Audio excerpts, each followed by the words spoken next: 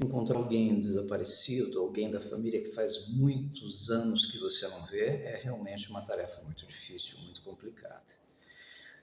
Num passado não muito distante, as pessoas eram tiradas de casa, as famílias com muitos filhos, para ajudar na criação dos filhos. Era comum que aquelas famílias com aquelas crianças distribuíam aquelas crianças. Não é que dava, mas levava para vizinhos, para amigos, para parentes, para que essas pessoas ajudassem a criar os filhos. Era exatamente isso. Imagina você, uma criança com 8 anos de idade, sair lá de Teresina, lá no Piauí, com a mãe, no braço da mãe, aos 8 anos, a mais velha de uma família de 4 anos, e vinda para São Paulo. Você já imaginou isso? O que pode significar? E pior de tudo isso, não era um trabalho remunerado, não era nada como escravidão, mas era uma coisa muito diferente, porque a família que morava em São Paulo era amiga da mãe de Silvana. Da Silvana, a mais velha de 4 filhos, de 4 irmãos, era aquela que poderia ser criada por uma outra pessoa e que não se sentiria tão desprezada, né? E movida por uma dificuldade muito grande. Talvez você se pergunta por que isso aconteceu. Bom, talvez você não saiba, mas as dificuldades para uma mulher hoje criar 4 filhos é muito grande, mas naquela época, 44 anos, era muito maior. E isso ficou pior ainda quando a mãe de Dona Silvana, ela perdeu o marido, ou seja, o pai da Silvana morreu, faleceu. E aí a Dona Silvana, morando num vilarejo ali nos arredores de Teresina, ficou sozinha com 4 crianças e sem muito o que fazer, né? Trabalho rural, trabalho braçal, trabalho duro, árduo, e 4 crianças, onde a mais velha tinha apenas 8 anos. E com essa de vir para São Paulo, vieram as mudanças e acabou que a família no Piauí, lá a mãe da Silvana, não tinha condições de estar vindo em São Paulo. Chegou a vir 1 ou 2 vezes, mas depois não veio mais.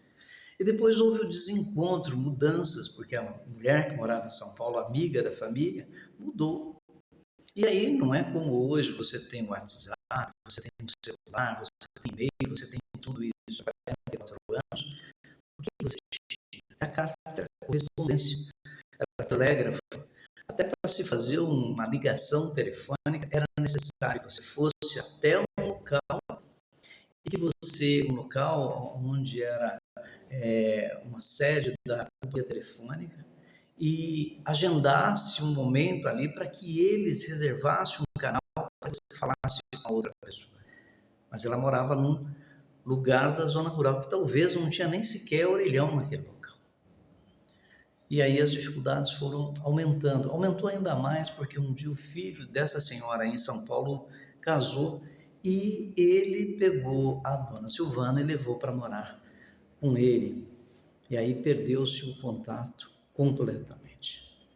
Os anos foram passando, Silvana foi crescendo, conheceu alguém, namorou, noivou, casou e, claro, mudou.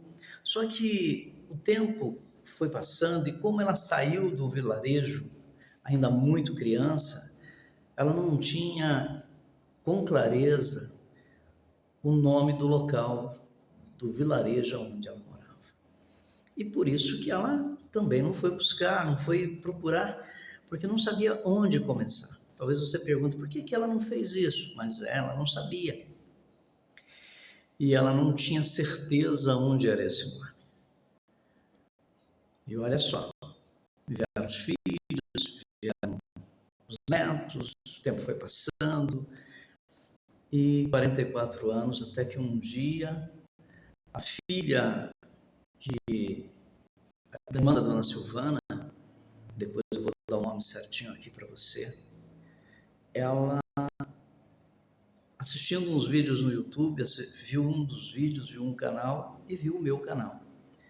E quando ela assistiu no meu canal, ela sentiu que eu poderia ajudá-la. E claro, a primeira coisa que nós detetives fazemos para poder localizar alguém é procurar informações, formar um perfil, construir um perfil da pessoa desaparecida, saber, por exemplo, quais foram as razões que levaram aquela pessoa a desaparecer. E aí, por essa razão, nós entramos no negócio. E graças a Deus, 2 dias depois, a gente já tinha algumas informações. E os maiores problemas que nós encontramos, que a família da dona Silvana não tinha, os 4 irmãos, cada um tem um sobrenome diferente. Eles não tinham ideia qual realmente era o nome da dona Silvana, o sobrenome. E aí veio uma outra agravante. É normal que quando a mulher casa, ela sai de casa e ao nome dela é inserido o nome do marido.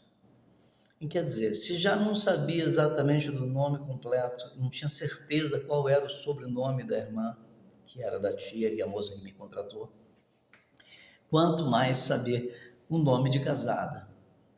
E por essa razão eu fui fazendo alguns levantamentos, algumas pesquisas, e aí a gente conseguiu. Um dia eu liguei e perguntei, quando eu encontrei a dona Silvana, no meio de mais ou menos 700 donas Silvanas da vida, eu comecei a fazer uma depuração, local de origem, mais ou menos uma data de nascimento, porque eles não tinham uma data exata, então era mais ou menos uma data de nascimento.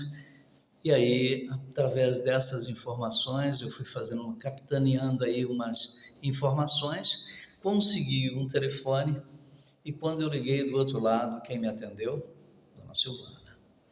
Quando eu falei para ela no momento que eu estava procurando, se ela era realmente a dona Silvana lá do Piauí, lá dos arredores de Teresina, ela disse sim.